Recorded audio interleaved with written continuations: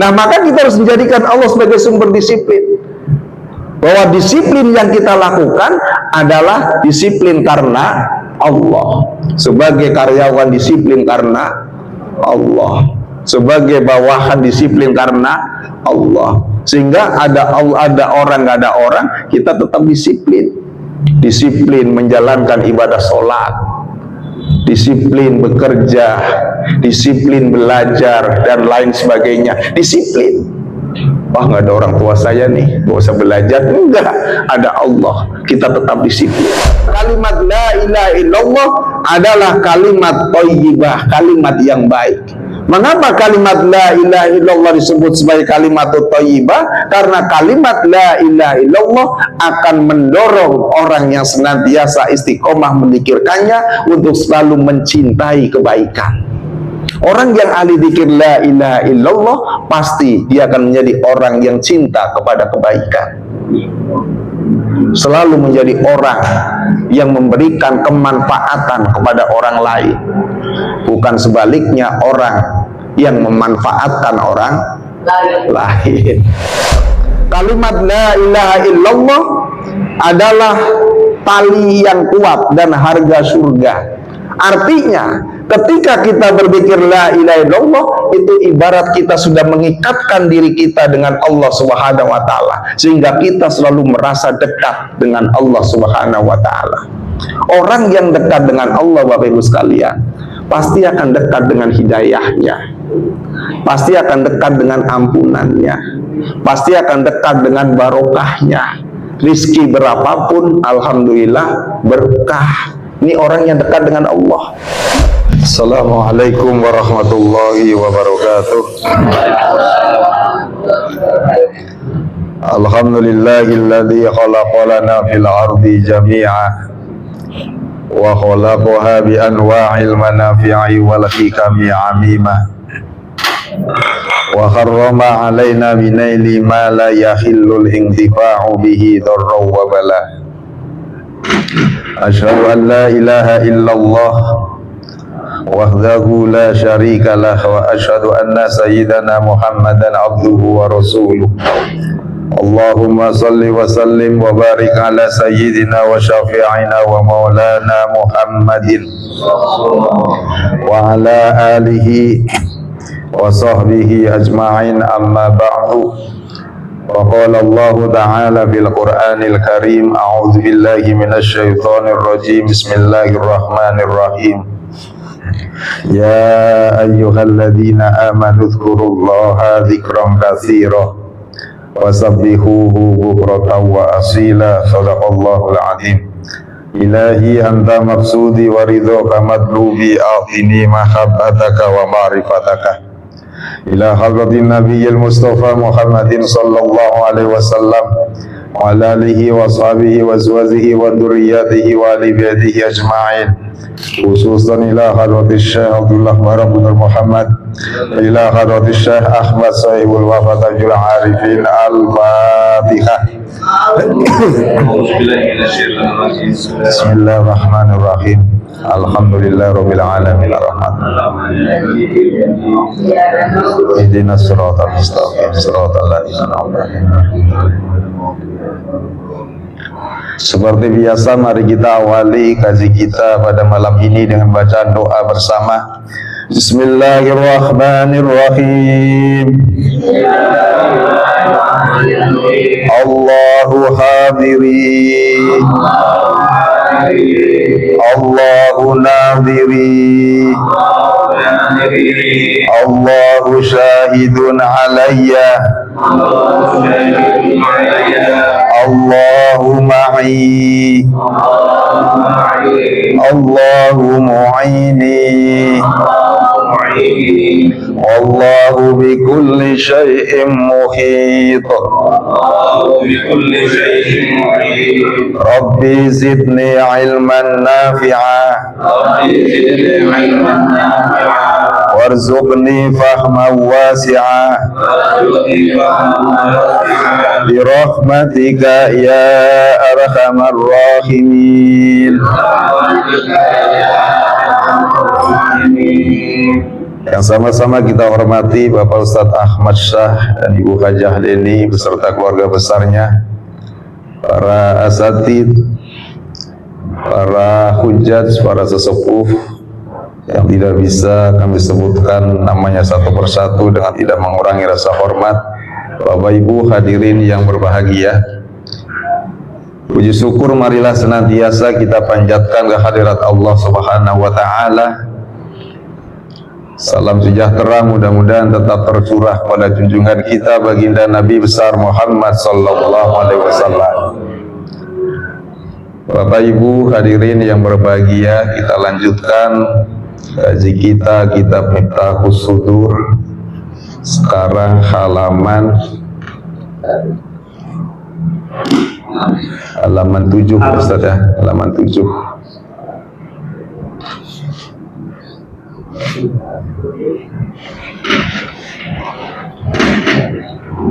Halaman 7 baris ketiga dari atas. Yang bawa kitabnya silakan dibuka.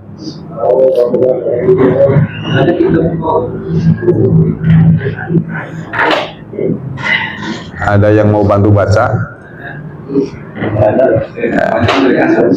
Alhamdulillah hadir Ustaz Dana malam ini ori kita.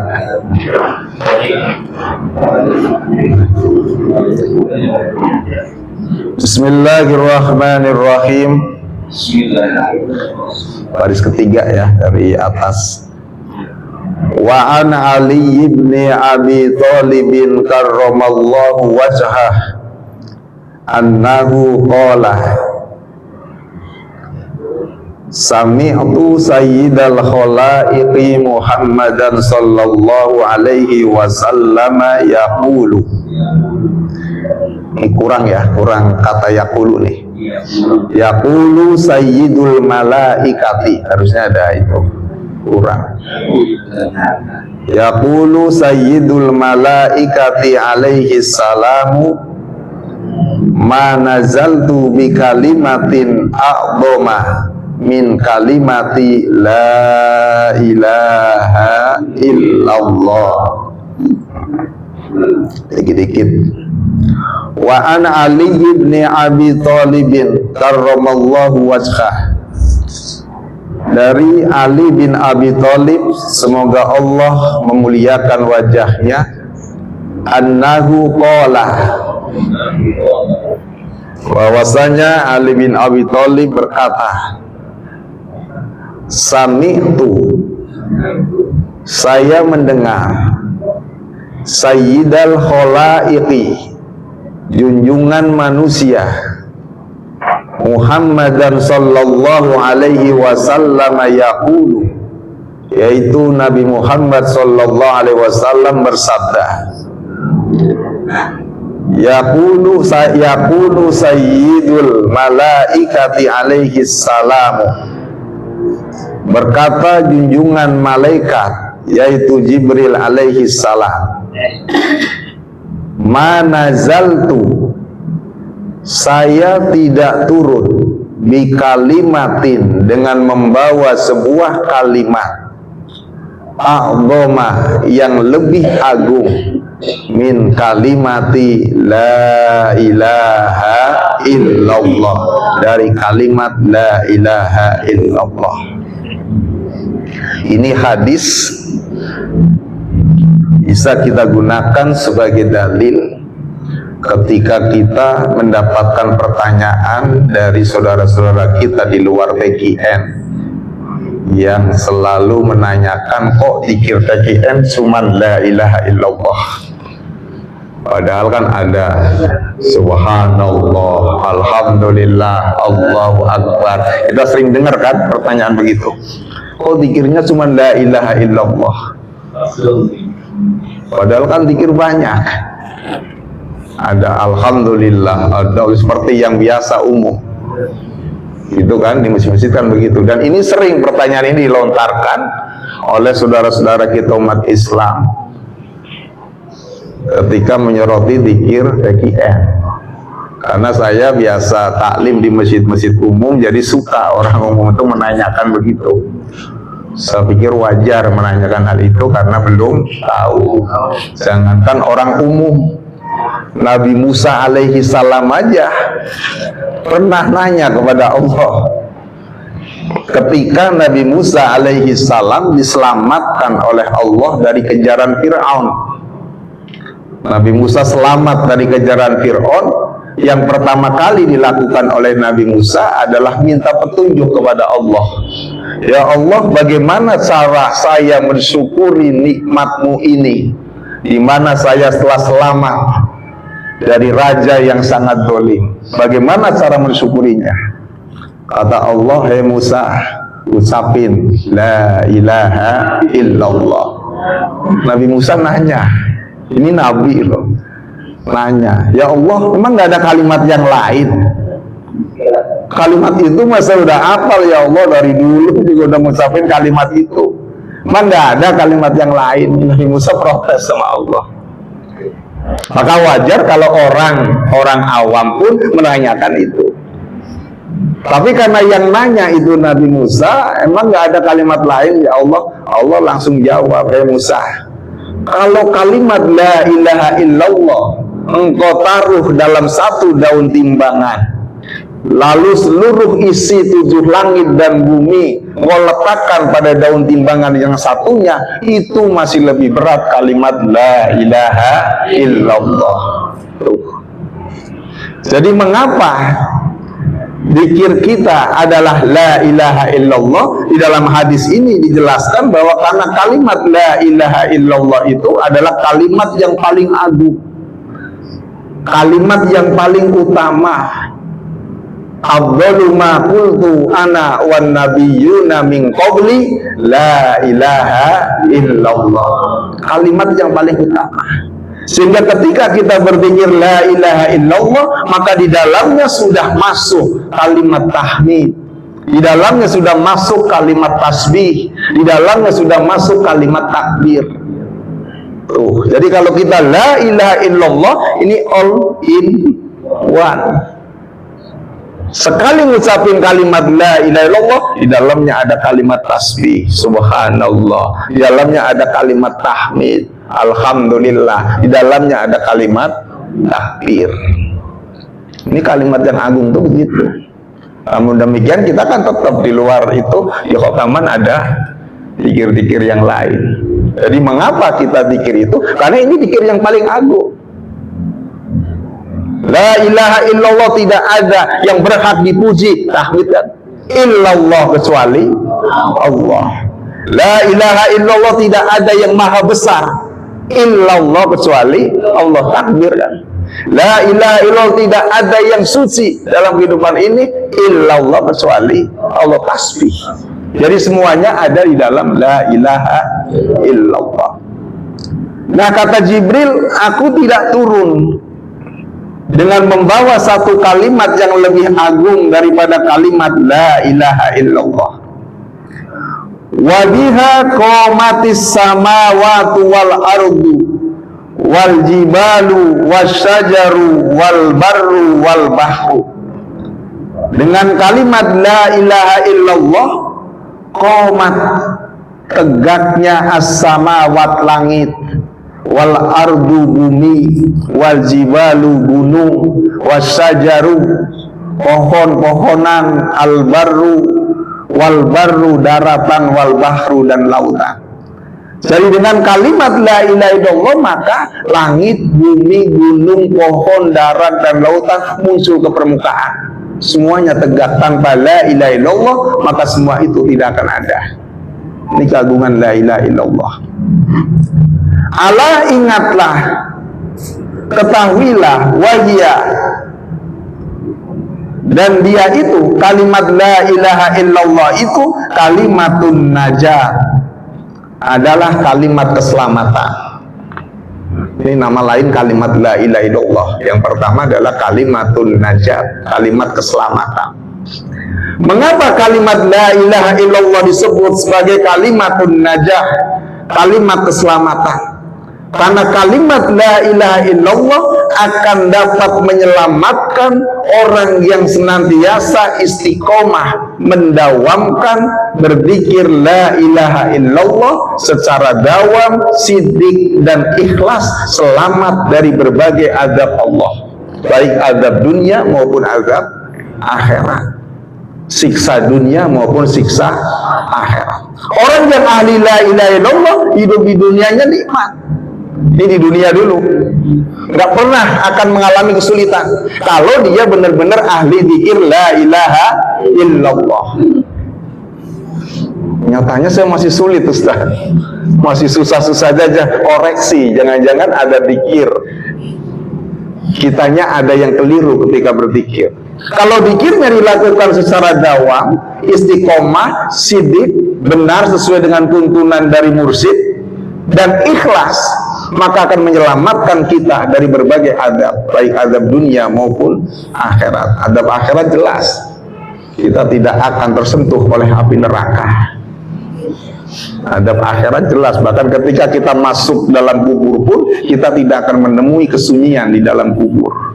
Bahkan sampai ketika kita dibangkitkan oleh Allah dari alam kubur. Maka kata Allah dalam hadis qudsi, la ilaha illallahu hisni. La ilaha illallah adalah benteng pertahananku, kata Allah. Wa man dakhala hisni amina min azabi. Barang siapa yang masuk ke dalam benteng pertahananku, maka ia aman dari siksaku. Ini hadis qudsi riwayat Abu Nuaim dengan sanad dari Ali bin Abi Thalib. Kalau kita dikejar oleh musuh, masuk ke dalam benteng, aman apa enggak? Itu dikejar oleh musuh dunia. Nah, kita dikejar oleh musuh kita. Musuh kita itu yang jelas, yang datang dari dalam nafsu, yang datang dari luar iblis. Ini musuh bebuyutan kita. Tahun kemarin musuhnya juga itu. Tahun 2023 musuh bebuyutan kita juga iblis plus nafsu ammaroh. Tahun 2024 juga musuh kita tetap sama itu. Nah, ketika kita dikejar oleh dua musuh kita itu, musuh bebuyutan kita itu, lalu kita masuk ke dalam benteng pertahanan milik Allah, bentengnya adalah kalimat la ilaha illallah, maka kita akan selamat dari godaan musuh kita itu. Karena kita sudah berbenteng kepada benteng pertahanan milik Allah. Maka kalau orang sudah pikirnya bagus, diamalin, syaratnya itu dawam, sidik, ikhlas. Syaratnya itu di dalam Miftahus Sudur yang sudah kita bahas. Dawam berarti dilakukan secara kontinu, dalam keadaan apapun tetap zikir, dalam keadaan sibuk zikir 3 kali tapi dikodo, terus zikir. Jangan 3 kali tapi nggak dikodo, jangan begitu. Sidik sesuai dengan tuntunan guru mursyid, jangan ngarang sendiri, sesuai dengan tuntunan guru mursyid, ikhlas, gak ngarepin apa-apa. Yang dicari adalah ridho Allah, yang dituju adalah Allah. Kalau 3 hal itu terpenuhi, maka zikir la ilaha illallah akan dapat membentengi diri kita dari godaan iblis maupun jeratan nafsu. Kita sudah masuk ke dalam benteng pertahanan milik Allah. Inilah yang disebut bahwa kalimat la ilaha illallah adalah kalimatun najah, kalimat keselamatan. Ingin selamat, berbentenglah dengan la ilaha illallah, baik dunia maupun akhirat. Kalau nggak pengen selamat, maka dia nggak mau berbenteng dengan la ilaha illallah. Tentunya la ilaha illallah bukan sembarang la ilaha illallah. La ilaha illallah yang sudah ditanamkan ke dalam kolbu oleh orang yang hatinya takwa dan bersih dari segala sesuatu selain Allah. Nggak sembarangan. Sebab burung beo juga bisa ucapin la ilaha illallah. Burung beo coba disuruh ngucapin la ilaha illallah bisa. Jadi nggak sembarang kalimat la ilaha illallah. Wahia kalimatul ulia. Dan kalimat la ilaha illallah itu juga disebut sebagai kalimatul ulia, kalimat yang tinggi. Mengapa kalimat la ilaha illallah disebut sebagai kalimatul ulia? Karena kalimat la ilaha illallah akan dapat mengantarkan orang yang istiqomah mendawamkan zikir la ilaha illallah dengan sidik dan ikhlas, akan diantarkan untuk bisa sampai kepada Allah Subhanahu wa taala, untuk bisa wusul kepada Allah. Bukan saja berlari menuju kepada Allah, tapi terbang menuju kepada Allah Subhanahu wa taala. Jadi jasmani kita ada di dunia, tapi ruhnya terbang menuju kepada Allah Subhanahu wa taala. Itulah la ilaha illallah. Kok bisa terbang, Ustaz? Cirinya gimana? Kayak di film aja gitu kan. Cirinya ruh kita terbang ke hadirat Allah adalah ketika kita tubuhnya di dunia, tapi kolbunya berzikir khafi. Itu di saat itu kita sedang wusul ke hadirat Allah Subhanahu wa taala. Jadi jangan bayangkan fisik kita nanti bisa terbang. Jangan bayangkan begitu. Itu mah adanya di film. Kalau di film iya. Jadi yang dimaksud usul kepada Allah adalah kolbu kita terkoneksi terus dengan Allah, kolbu kita tersambung terus dengan Allah, sehingga ketika orang dawam, sidik dan ikhlas mendikirkan la ilaha illallah, maka orang itu ruhnya akan dihantarkan menuju kepada Allah, zat yang maha tinggi. Inilah kenapa disebut sebagai kalimatul mulia. Wa fi hadisin akhar, dan di dalam hadis yang lain disebutkan wahia kalimatut tauhid. Kalimat la ilaha illallah adalah kalimat tauhid. Kalimat tauhid.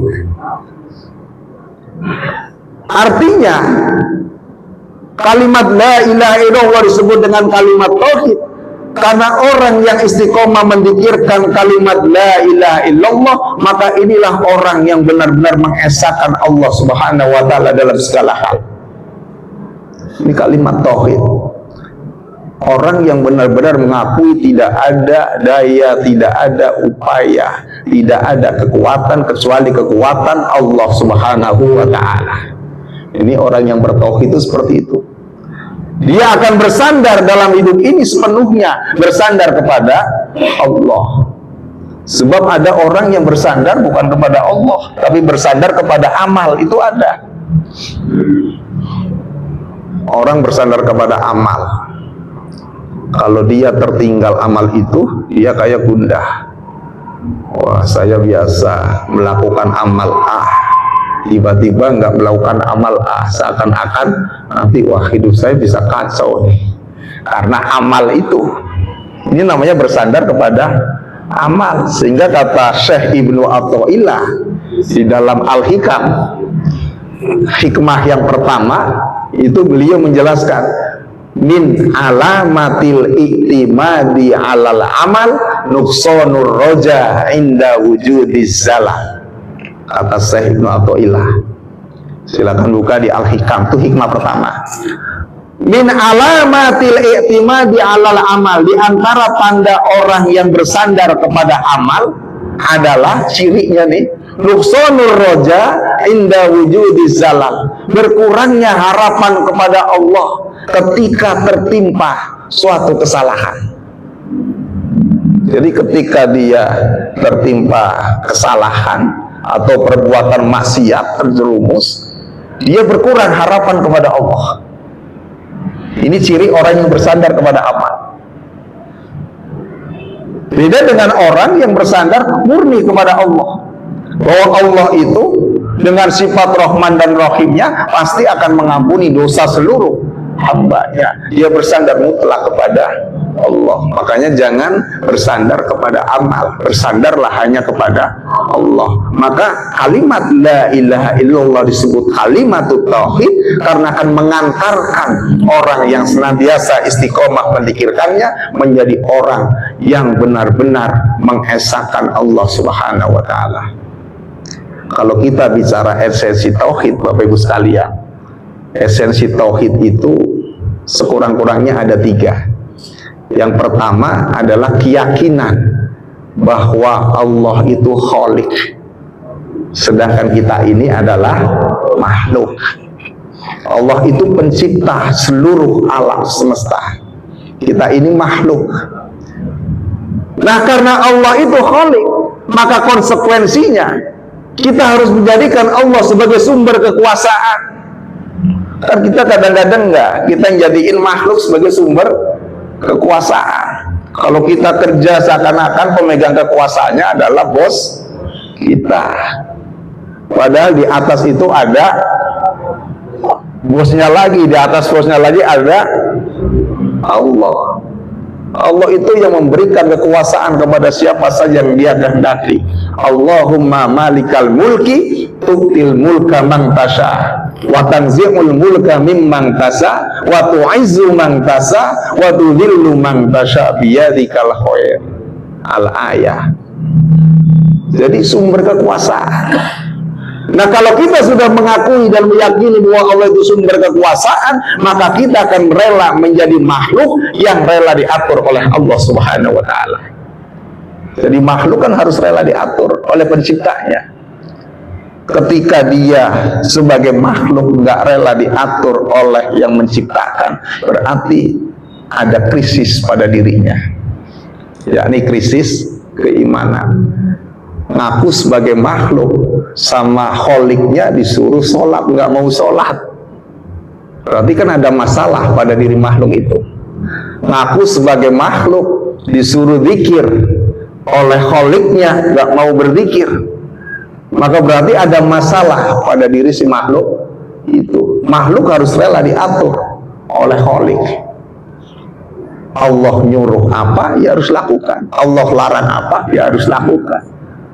Allah larang kita melakukan tindakan mubadzir, pemborosan, ya harus ditinggalkan. Tapi apa yang terjadi? Semalam yang terjadi apa? Coba. Banyak saudara-saudara kita umat Islam yang nggak sadar, dia melakukan pemborosan, mengeluarkan sesuatu yang tidak sesuai kebutuhannya. Malam waktu hanya dihabiskan untuk menunggu jam 00. Waduh, bayangin.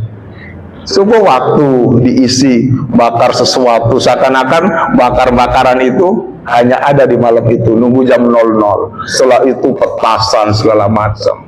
Ini Allah melarang perbuatan-perbuatan pemborosan semacam itu. Maka alhamdulillah di wilayah saya tinggal, itu seluruh masjid antar RW itu kompak. Dia nanya, Ustadz, gimana caranya supaya masyarakat kita dari mulai anak-anak remajanya itu pada malam tahun baru besok nggak hura-hura, nggak menghamburkan. Kalau tuh ada rezeki bisa digunakan yang manfaat. Saya bilang gampang, setiap masjid bikin kajian yang menarik. Dari mulai ada hadrohnya, terus diisi ceramah, Ustadz kan banyak tuh gantian. Itu alhamdulillah berhasil malam. Berhasil di wilayah saya tinggal, antar masjid itu rame-rame pada mengumandangkan sholawat, ceramah gantian antar ustadz. Jadi bisa untuk membendung bunyinya petasan. Dan di wilayah saya semalam nggak ada bunyi petasan, alhamdulillah. Dan berhasil ternyata. Semua masjid antar RW itu, antar RW seperti itu. Jadi alhamdulillah. Itu bisa mengatasi kalau kita mau. Jadi isi kegiatan di masjid dengan kegiatan zikir, doa, isi tausiah oleh berbagai ustadz secara gantian sampai jam 00. Jadi isikan itu kebaikan. Dia punya duit, dia salurkan ke masjid, membawa makanan, dimakan secara bersama-sama. Kan gitu. Yang hobi bakar, ada yang bawa bakaran jagung segala macam dibawa ke masjid. Ya, hobi bakar dibawa ke masjid. Jadi nyaris semalam itu di wilayah alhamdulillah nggak ada bunyi petasan dar-der-dor, nggak ada. Alhamdulillah, semua masjid merayakan itu dan berhasil. Meskipun saya semalam nggak bisa hadir di masjid itu karena saya ada di luar. Jadi itu ketika Allah melarang kita berbuat pemborosan, maka sebagai makhluk harus tunduk terhadap perintah Allah. Ini kalau kita yakin bahwa Allah itu adalah sumber kekuasaan yang mengatur kita. Ini esensi tauhid yang pertama.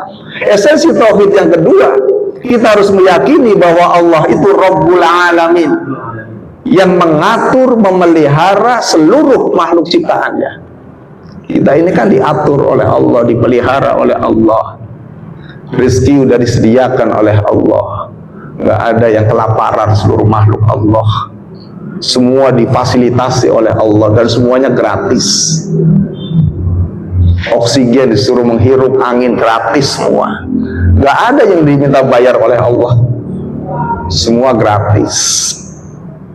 Nah, maka konsekuensi kita ketika kita meyakini bahwa Allah itu Rabbul Alamin, konsekuensinya kita harus menjadikan Allah sebagai sumber disiplin. Allah begitu disiplin, mengatur, memelihara makhluk ciptaannya. Coba kalau Allah nggak disiplin, mengatur makhluk ciptaannya, pasti akan terjadi benturan antar planet, benturan. Tapi karena begitu disiplinnya, semuanya teratur dengan rapi, semuanya berputar seluruh sesuai dengan orbitnya, porosnya itu. Nah, maka kita harus menjadikan Allah sebagai sumber disiplin. Bahwa disiplin yang kita lakukan adalah disiplin karena Allah. Sebagai karyawan disiplin karena Allah. Sebagai bawahan disiplin karena Allah. Sehingga ada orang nggak ada orang, kita tetap disiplin. Disiplin menjalankan ibadah sholat, disiplin bekerja, disiplin belajar, dan lain sebagainya. Disiplin. Wah, nggak ada orang tua saya nih, nggak usah belajar. Enggak, ada Allah, kita tetap disiplin. Oh, nggak ada Ustadz Ahmad nih, pikirnya nggak usah disiplin, tetap disiplin. Sholat pun disiplin, disiplin waktu. Nah, yang ketiga esensi tauhid adalah kita meyakini bahwa Allah itu Maliki Yaumiddin, penguasa tunggal pada hari kiamat. Sehingga konsekuensinya kita harus menjadikan Allah sebagai sumber tanggung jawab, bahwa apapun yang kita lakukan dalam kehidupan ini akan dimintai pertanggungjawaban jawab oleh Allah Subhanahu wa Ta'ala.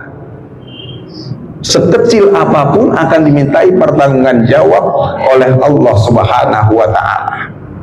Sumber tanggung jawab. Nah, ketika kita sudah menyadari bahwa akan dimintai pertanggungjawaban jawab di hadapan Allah, maka hidup kita akan hati-hati. Semua akan dimintai pertanggungjawaban jawab. Hidup kita akan hati-hati. Allah Maha melihat 1 tahun yang lalu yang sudah kita lakukan akan dimintai pertanggungjawaban jawab di hadapan Allah Subhanahu wa Ta'ala. Nah, sekarang kita mengawali kehidupan baru di tahun yang baru, itu pun tetap dalam pengawasan Allah Subhanahu wa Ta'ala. Jangankan apa yang kita lakukan di dunia, kerjaan aja begitu akhir tahun tutup buku akan dimintai pertanggungjawaban jawab, laporan. Kalau yang di pemerintahan akan diperiksa oleh BPK, akan dimintai pertanggungjawaban. Apalagi kita di hadapan Allah. Bahwa inilah mengapa kalimat la ilaha illallah disebut sebagai kalimatul tauhid. Wahia kalimatul ikhlas.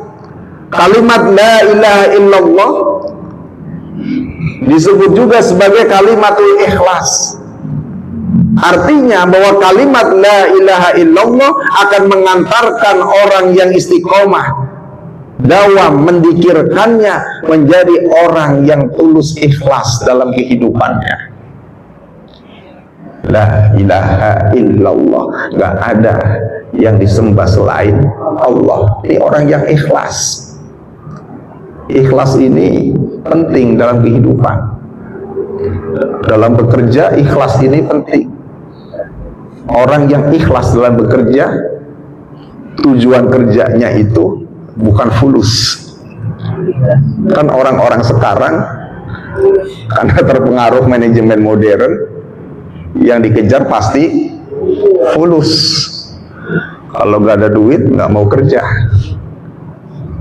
sehingga nggak mau berkorban waktu sedikit pun ketika harus digunakan untuk menyelesaikan pekerjaan. Selalu diperhitungkan ada duitnya enggak. Tapi kalau orang yang ikhlas enggak, dia ikhlas di dalam bekerja semata-mata adalah karena Allah, melaksanakan tugas dari Allah Subhanahu wa Ta'ala. Ikhlas. Maka kunci ikhlas yang dituju adalah Allah, yang dicari adalah ridho Allah. Maka orang yang ikhlas nggak pernah mengalami stres, nggak bakalan stres orang yang ikhlas. Kalau kita dalam hidup ini masih suka stres, menghadapi kehidupan stres, tanda ikhlas kita belum sempurna. Ikhlas kita belum sempurna, masih suka ngedumel, masih suka. Ini ikhlas kita belum sempurna. Orang yang ikhlas enak menghadapi hidup, nggak pernah stres, nggak pernah pusing, nggak pernah pesimis. Ini orang yang ikhlas. Karena apa? Karena semuanya adalah karena Allah. Yang dituju adalah Allah, yang dicari adalah ridho Allah. Ini orang yang ikhlas. Makanya menjelang akhir tahun baru, satu hari menjelang akhir tahun, saya malam-malam di WA sama teman kantor. Malam-malam di WA. Saya pikir WA apaan, kerjaan saya pikir. WA curhat. Curhatnya, Ustadz, saya ini sudah ikhlas dalam bekerja, tapi selalu diomelin sama pimpinan. Stres Ustadz saya kerja. Nah, itu namanya belum ikhlas, Bu. Kebetulan ibu-ibu janda lagi. Iya, itu namanya belum ikhlas. Kalau sudah ikhlas, wajar pimpinan ngomelin bawahan, sebab dalam rumusnya itu pimpinan itu nggak mungkin salah. Namanya bos nggak mungkin salah. Bos kalau melanggar pasal nomor 1 pasti dia akan berpindah ke pasal nomor 2. Yang salah itu adalah selalu bawahan. Wajar kalau bawahan itu selalu diomelin. Jadi kalau yang ikhlas sebagai bawahan, udah nikmatin aja gitu. Jadi orang yang ikhlas pasti akan melepaskan seluruh beban hidup. Kenapa? Karena yang saya tuju adalah ridho Allah, yang saya cari ridho Allah, yang dituju adalah Allah. Persoalan atasan saya ngomelin, nah itu masa bodoh.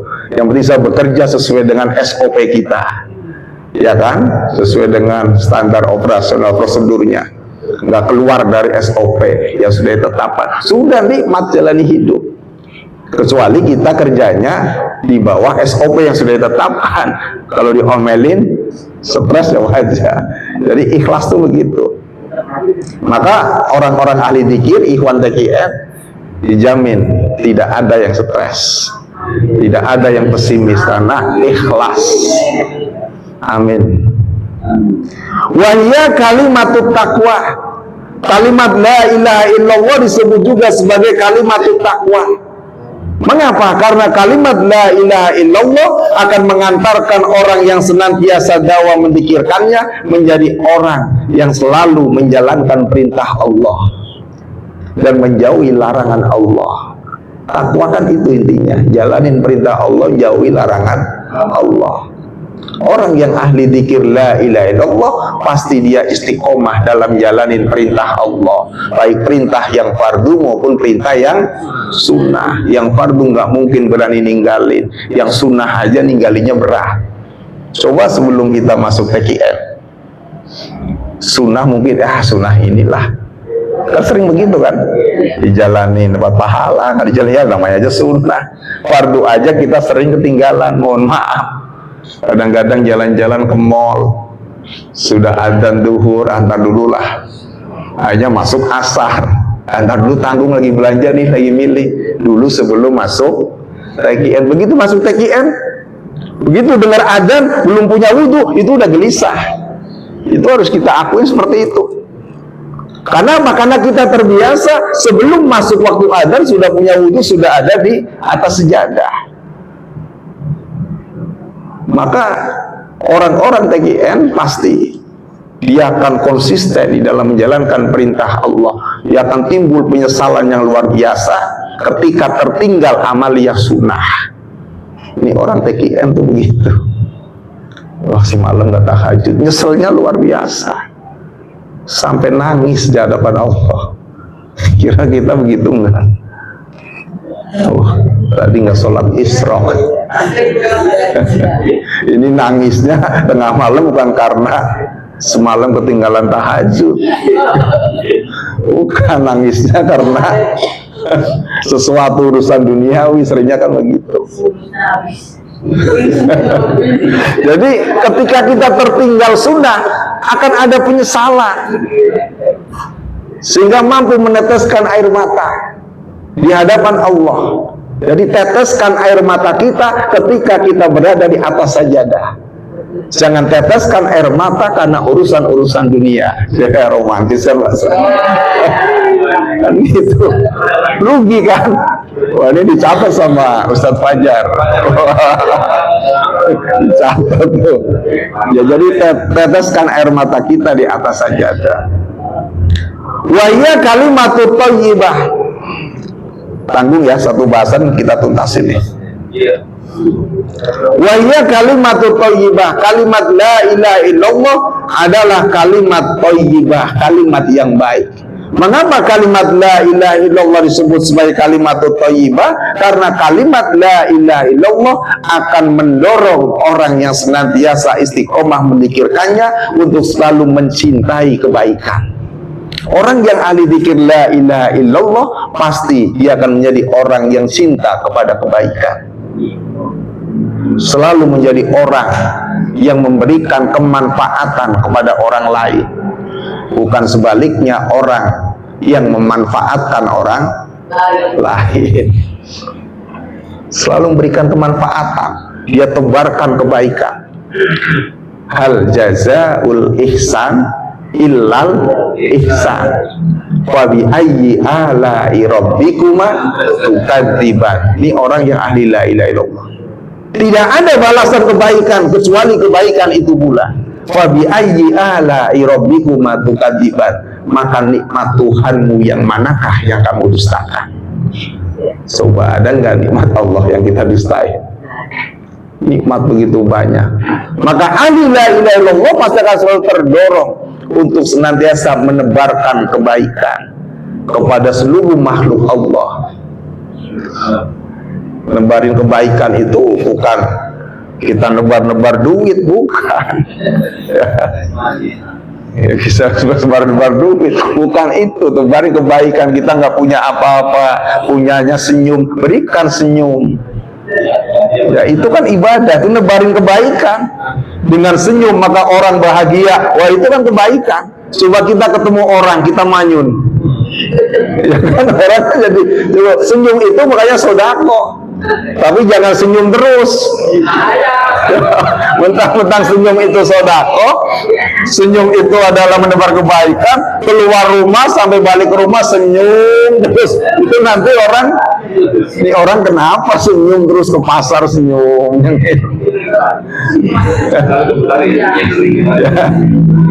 Jadi orang yang ahli la ilaha illallah pasti akan selalu terdorong untuk menebarkan kebaikan.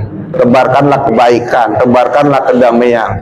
Sayangilah seluruh makhluk yang ada di muka bumi ini. Niscaya kita akan disayangi oleh yang ada di langit.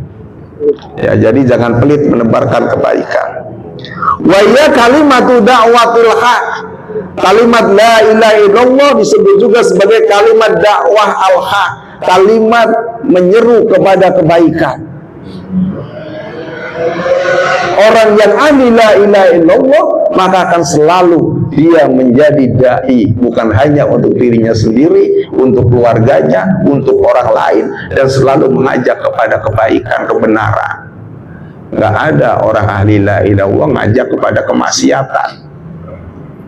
Pasti omongannya akan selalu mengantarkan kepada kebenaran. Nggak akan ada orang ahli la ilaha illallah lisannya memprovokasi orang lain, memfitnah orang lain, menggunjing orang lain. Itu nggak ada ceritanya. Yang keluar dari lisannya adalah seruan kepada kebenaran. Ada yang suka menggunjing, kurangilah. Berarti godaan setannya luar biasa. Zikirnya harus lebih banyak itu. Selalu keluar dari lisannya itu adalah kalimat-kalimat kebenaran. Selalu mengajak kepada kebenaran. Jadi nggak pernah merasa diri kita itu sebagai orang yang serba wah, serba hebat. Enggak, kita ini semua sama. Kita semua adalah murid pengersa Abah Ano yang sedang dididik oleh beliau untuk bisa usul kepada Allah. Jadi kita harus saling mengingatkan. Jangan kita merasa sebagai orang yang paling hebat. Loh, saya kan mubalih. Lah, ente kan ikhwan baru. Oh, belum tentu loh. Ukuran orang bisa usul itu nggak dilihat dari lama atau barunya. Siapa yang istiqomah di dalam mengamalkan dzikir, siapa yang sidik dalam mengamalkan dzikir, siapa yang ikhlas dalam mengamalkan dzikir, itulah orang yang akan cepat usul kepada Allah Subhanahu wa taala. Walaupun ikhwan lama kalau tidur mulu. Coba tengah malam nggak pernah bangun, dzikirnya diringkas mulu, gimana mau bisa ngerubah akhlak yang buruk itu menjadi terpuji. Wa ya kalimatu da'watil haq wa ya urwatul wusqa wa samanul jannah. Kalimat la ilaha illallah adalah tali yang kuat dan harga surga. Artinya, ketika kita berpikir la ilaha illallah, itu ibarat kita sudah mengikatkan diri kita dengan Allah Subhanahu wa taala, sehingga kita selalu merasa dekat dengan Allah Subhanahu wa taala. Orang yang dekat dengan Allah, Bapak Ibu sekalian, pasti akan dekat dengan hidayahnya, pasti akan dekat dengan ampunannya, pasti akan dekat dengan barokahnya. Rizki berapapun, alhamdulillah berkah. Ini orang yang dekat dengan Allah. Gaji umpamanya UMR sekarang berapa? Ya kan? Kebutuhannya melebihi UMR, tapi kalau berkah itu bisa melebihi, bisa cukup, bahkan bisa lebih. Itu kalau berkah. Maka yang kita kejar adalah berkah. Bagaimana supaya berkah? Adalah kita harus dekat dengan Allah. Bagaimana supaya bisa dekat dengan Allah? Istiqomahlah mengamalkan zikir la ilaha illallah. Dia akan dekat dengan barokahnya. Segala kesulitan akan diberikan kemudahan. Ini janji Allah dalam Al-Quran, wa may yattaqillaha yaj'al lahu makhraja wa yarzuqhu min haitsu la yahtasib. Barang siapa yang bertakwa kepada Allah, niscaya Allah akan mengadakan baginya jalan keluar, memberinya jalan keluar, dan akan mengeluarkan dari berbagai kesulitan, dan akan berikan rizki dari arah yang tidak disangka. Ini harus kita yakini. Rizki yang datang dari arah yang tidak disangka itu jauh lebih nikmat daripada rizki yang tiap bulan sudah pasti dapat. Kita kerja tiap bulan dapat kan segitu, itu udah biasa. Tapi tiba-tiba ada datang rizki dari keran yang berbeda, wah itu bahagianya luar biasa. Jadi keran rizki itu banyak. Itu yang harus kita mohonkan kepada Allah, supaya kerannya itu dibuka oleh Allah dari berbagai arah. Maka kuncinya adalah istiqomahlah di dalam berzikir la ilaha illallah. Dan la ilaha illallah juga merupakan harga surga. Kita pengen masuk surga, kuncinya itu la ilaha illallah. Kuncinya itu. Pengen masuk surga, nggak pernah lisannya ngucapin la ilaha illallah, hidupnya nggak pernah mengamalkan la ilaha illallah, gimana mau masuk surga? Makanya miftahul jannah la ilaha illallah. Kunci surga itu la ilaha illallah. Harga surga itu la ilaha illallah. Jadi untuk bisa membeli surga, harganya adalah la ilaha illallah. Maka insya Allah orang yang ahli la ilaha illallah, kita dijamin oleh Allah untuk masuk ke dalam surganya, dan dipersilahkan oleh Allah untuk minum air dari telaga Kausar. Kan luar biasa itu. Telaga Kausar itu kalau saya baca di dalam kitab Al-Majalisus Saniyah, itu sumber airnya itu dari 4 sungai. Sungai pertama sungai air tawar, sungai yang kedua sungai air susu, sungai yang ketiga sungai arak, homer, sungai yang keempat sungai madu. Yang sumber sungai itu adalah dari lafaz Bismillahirrahmanirrahim. Tuh, kalau saya baca di kitab Majalis Saniyah itu. Nah, harganya untuk bisa masuk ke surganya apa? La ilaha illallah. Inilah yang dapat kita kaji pada malam ini. Satu pembahasan hadis, mudah-mudahan bermanfaat. Akhirul kalam. Assalamualaikum warahmatullahi wabarakatuh. Barangkali ada pertanyaan, silakan. Yuk belajar zikir.